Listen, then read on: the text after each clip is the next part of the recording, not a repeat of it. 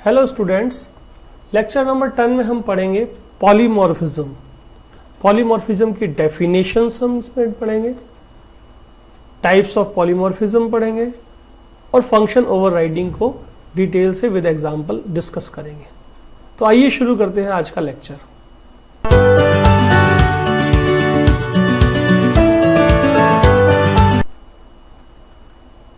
Polymorphism means multiple forms.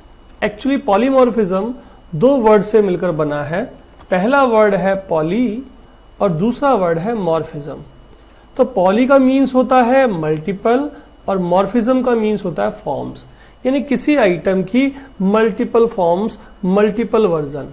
तो polymorphism means an item may have multiple forms in a program. ये function भी हो सकता है, ये ऑपरेटर भी हो सकता है और अदर फॉर्म्स भी हो सकती हैं। We will discuss in next slide. Next, type of polymorphism.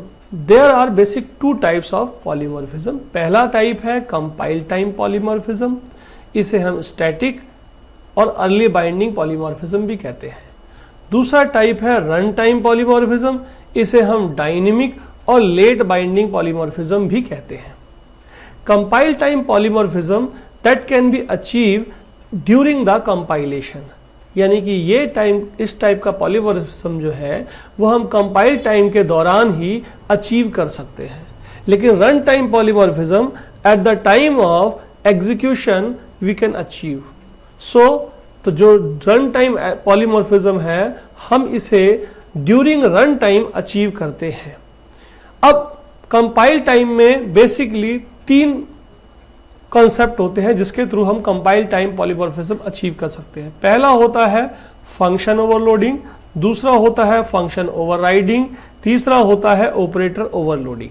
Function overloading आप पिछले लेक्चर्स में डिस्कस कर चुके हैं। अगर आपने नहीं पढ़ा हो या आप भूल गए हो तो आप पिछला लेक्चर देख सकते हैं। फंक्शन ओवरलोडिंग और ऑपरेटर ओवरलोडिंग हम डिस्कस करेंगे। रन टाइम पॉलीमॉर्फिज्म में तीन कंसेप्ट होते हैं जिसके द्वारा हम रन टाइम पॉलीमॉर्फिज्म को अचीव कर सकते हैं। पहला होता है फंक्शन जो कि वर्चुअल फंक्शंस होता है, दूसरा होता है प्योर वर्चुअल फंक्शन और तीसरा होता है डायनेमिक मेमोरी एलोकेशन। तो ये तीनों चीजें हम रन टाइम पॉलीमॉर्फिज्म में आपको सिखाएंगे नेक्स्ट लेक्चर में। आज आप सीखेंगे फंक्शन ओवरराइडिंग। तो आइए नेक्स्ट चैप्टर में चलते हैं, नेक्स्ट स्लाइड में चलते हैं। Function overridings means same name functions in different classes of inheritance hierarchy। याद कीजिए फंक्शन ओवरलोडिंग की डेफिनेशन थी same name functions with different arguments. Function overriding means same name functions in different classes. तो difference कितना सा हुआ, सिर्फ आप ध्यान से देखिए। फंक्शन ओवरराइडिंग कह रहे हैं same name functions in different classes, लेकिन फंक्शन ओवरलोडिंग क्या थी, same name function in different arguments था, वो विद डिफरेंट आर्ग्यूमेंट्स था वो। ध्यान रखना बस। यहां पर क्लासेस कई सारी होंगी। यहां पर देखिए क्लास एक ए बनाई, ये क्लास बी बनाई, ये क्लास सी बनाई। क्लास बी को क्लास ए से इनहेरिट कर लिया, क्लास सी को क्लास बी से इनहेरिट कर लिया, यानी कि ये मल्टी लेवल इनहेरिटेंस हमने यहां पर इंप्लीमेंट करी है। ध्यान दीजिए तीनों फंक्शन का नाम इसके अंदर भी शो है, इसके अंदर भी शो है, इसके अंदर भी शो है। तो फंक्शन का नाम तीनों के अंदर शो लिखा गया है। तो यही फंक्शन ओवरराइडिंग होती है। इसमें क्या होता है, फंक्शन ओवरराइडिंग का मीन्स क्या है, इसके इंप्लीमेंटेशन से क्या बेनिफिट होते हैं, यही हमें समझना है। तो फंक्शन ओवरराइडिंग बेसिकली क्या होता है, जब हम इनहेरिट करते हैं तो ये फंक्शन इस क्लास में कॉपी हो जाता है, बट यहां पर जब नया फंक्शन इसी नाम का डिफाइन कर देते हैं तो ये पिछले वाले फंक्शन को ओवरराइड कर देता है, यानी कि पिछले वाले फंक्शन को ऑब्सोलीट कर देता है। सेम जब ये वाला फंक्शन यहां पर कॉपी होता है इनहेरिटेंस के दौरान, तो ये फंक्शन जब नया लिखा जाता है तो पिछले वाले को ऑब्सोलीट कर देता है, हाइड कर देता है, ओवरराइड कर देता है। यही चीज हम एग्जाम्पल में देखने जा रहे हैं अगले नेक्स्ट स्लाइड में। यहां पर मैंने एक एग्जाम्पल प्रोग्राम बनाया है। इसे पहले मैंने नॉर्मल फॉर्म में बताया है, फिर इसको फंक्शन ओवरराइडिंग का कंसेप्ट समझाया है। अभी आप इसमें नॉर्मल देखिए, यहां पर वही उसी एग्जाम्पल को लिया गया है। पहले एक क्लास बनाई फर्स्ट, उसके अंदर शो फंक्शन बनाया जिसमें हमने लिख दिया आई एम फर्स्ट। दूसरी क्लास बनाई सेकंड, उसके अंदर हमने इसको फर्स्ट से इनहेरिट कर लिया और शो फंक्शन के अंदर लिख दिया I am second.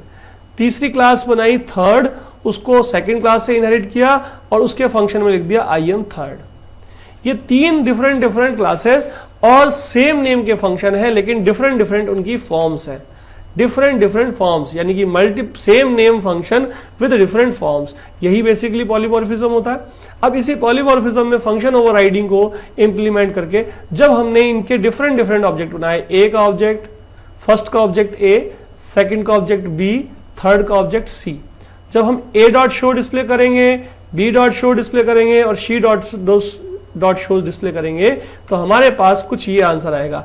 A dot show का आएगा I am first, B dot show का आएगा आई एम सेकेंड और सी डॉट शो का आएगा आई एम थर्ड।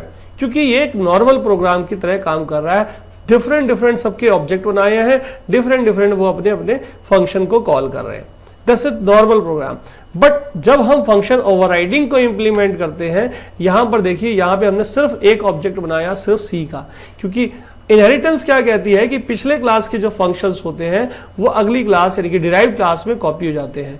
तो यहां पर हमने क्या किया, C dot show, C dot show, C dot show, तो 3 बार कॉल किया।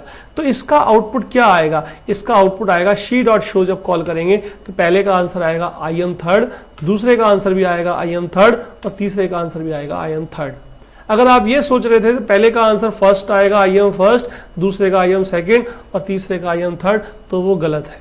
क्योंकि यहां पर जब थर्ड के अंदर सारी चीजें कॉपी हो जाती हैं, यानी कि इस फंक्शन को यहां कॉपी कर लिया और इस फंक्शन को यहां कॉपी कर लिया, तो एक्चुअली इसके अंदर जब नया फंक्शन डिफाइन किया गया शो नाम का, इसने पिछले फंक्शन को ओवरराइड कर दिया। तो जब यहां पर सी डॉट शो कॉल करेंगे तो ये अपने ही फंक्शन को कॉल करेगा, ना कि प्रीवियस क्लास के फंक्शन को कॉल करेगा।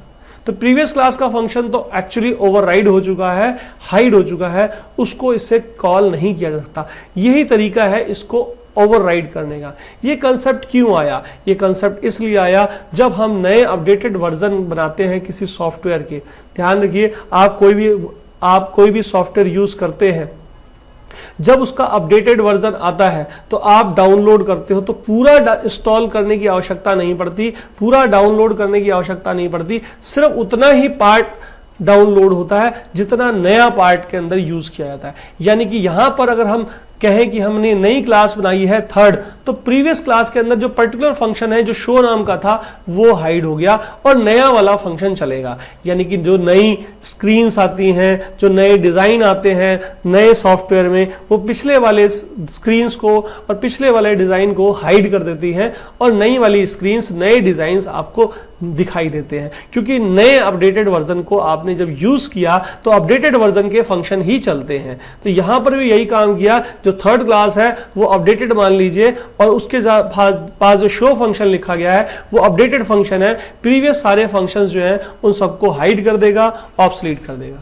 लेकिन अगर आप फिर भी चाहते हैं कि आपको फर्स्ट क्लास का फंक्शन भी कॉल करना है, सेकंड क्लास का फंक्शन भी कॉल करना है और थर्ड क्लास का फंक्शन भी कॉल करना है, यानी कि हम तीनों फंक्शंस को चाहते हैं यूज करना, तो हम उसके लिए इस फंक्शन ओवरराइडिंग को रिजॉल्व करते हैं। तो फंक्शन ओवरराइडिंग को रिजॉल्व करने का तरीका यह है, यहां पर सेम उसी प्रोग्राम को यूज किया गया है। यहां देखिए, जब हम लिखेंगे सी डॉट शो तो ये अपना ही फंक्शन कॉल करेगा, लेकिन अगर हम लिखेंगे C dot first scope resolution operator लगा के शो लिखेंगे तो ये फर्स्ट वाले फंक्शन को कॉल करेगा। हम अगर ऐसा लिखेंगे C dot second scope resolution operator फिर शो करेंगे तो ये सेकंड वाली क्लास के फंक्शन को कॉल करेगा। तो देखिए इसका आउटपुट क्या आ रहा है, पहले वाले शो का आउटपुट आया आई एम थर्ड, दूसरे वाले शो जिसमें हमने फर्स्ट को यूज किया है तो यहां पे आया आई एम फर्स्ट और तीसरे वाले का आया आई एम सेकेंड। तो ये हम फंक्शन ओवरराइडिंग को इस तरीके से रिजॉल्व कर सकते हैं। तो ये था function overriding. Function overriding can be obsolete the previous function which is inherited by the other classes। ठीक है, तो इस तरीके से यहाँ। Thank you so much for watching our video.